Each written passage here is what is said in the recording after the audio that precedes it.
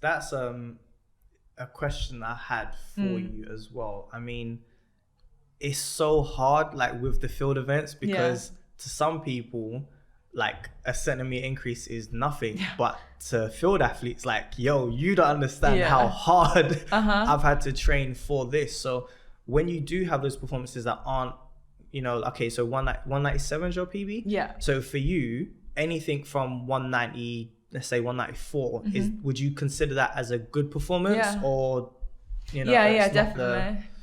It's not what you're looking for. Yeah, it's hard one, because obviously you go out every competition, you want to be your best, you want a PB, which is not always going to happen. So anything over 90, I'm like, okay, that's solid. Like, well, I would say 90 is like a bad day, but I'm still happy. It's like on that edge.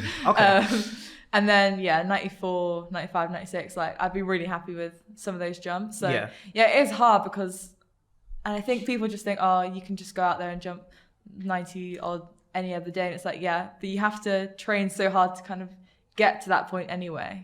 And just that little centimeter is just a difference. Like, you can change so much just to get a centimeter. What's the biggest height you've come into a competition? Like, have you ever decided, like, okay, I'm gonna come in at 180? Like, if you were obviously full of confidence and you knew you could do it, would you ever come in at such a high height? She's coming in at 193, bro. 197. It's at 197. I'm winning the competition right now. I know, imagine, like, your first jump, just go into it and just go, winning jump. So I usually come in at 180.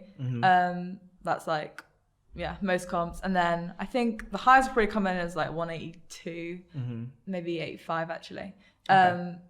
So probably. Do you always like feel like, okay, you know what? Or do you plan that before the competition?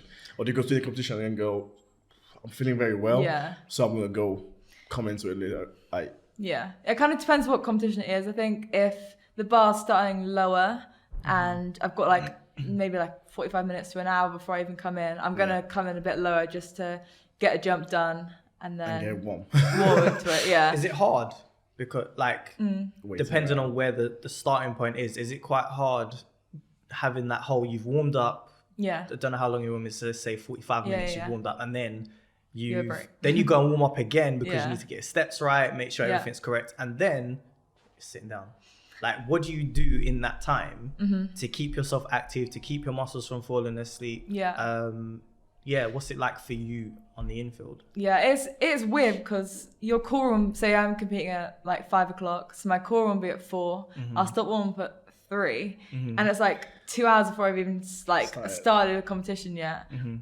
So I think just like energy levels, caffeine levels, all that is really important as well, because I could do my warm up, have the best warm up ever, and then get out there and my energy's just dropped, and then I'm kind of just like on that level. I've been to like wait around as well, because I've never, I'm a sprinter, so I've never had to do that. But I've seen a lot, obviously, the long jump and the pole vaulters do it a lot. Like, pole vaulters take all day.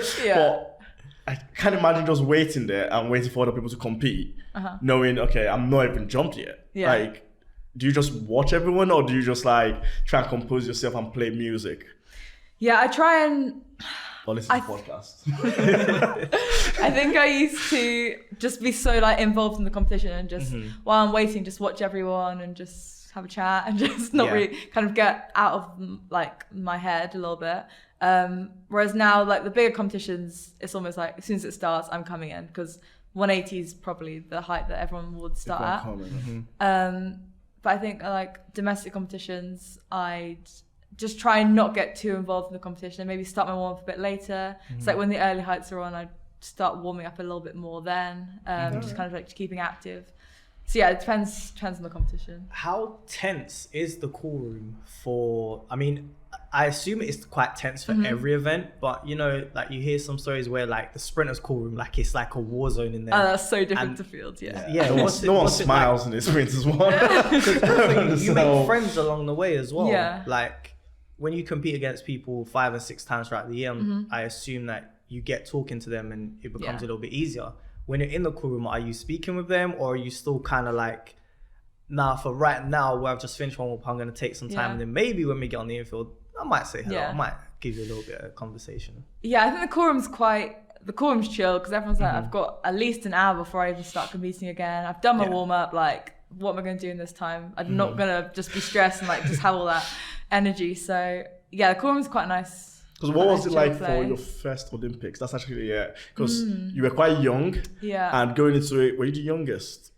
I was youngest in the GB team. I'm not sure I was the youngest high jumper. No, there's a few, yeah. Because like, I would have been obviously getting in there and going like, okay, I know where you are. Yeah. I've seen you on TV for so long. Yeah. And being in the same call room as them. Because I would have guessed you probably have come in earlier than you would have now. Yeah, that was really weird. I mean, I saw Blanka Vlasic was in my like little call room. I sat next to her and I was like, this is so weird. Like, I was such a fangirl. People in my competition, I was like, right, I can't even think of this. I have to compete against these people. So that was so weird. I think I spent the whole Olympics just walking around like, this is mad. Like, this not is like realizing that everyone else look at you that way as well. Probably not. I'll be honest with you, I would have fanboyed the whole way through. I mean, it was crazy. Way back when I used to come here and train. We're at the Valley, by the way, guys. I caught wind of like Tyson Gay being here, and me and my coach, we were coming here to train anyway. I could not have got out the car any faster to go and try and meet this guy. And it so happened that he was coming out as I was coming in. No way. And I was just, oh my God, you're Tyson Gay. Can I get a picture of you? And you know, like that will always stick with me as just how excited I was to see him. So I can imagine, and I was probably around the same age you was then when he was at the Olympics, and I was just at Lee Valley, but you being at the Olympics, that must have been like amazing because you're around everybody.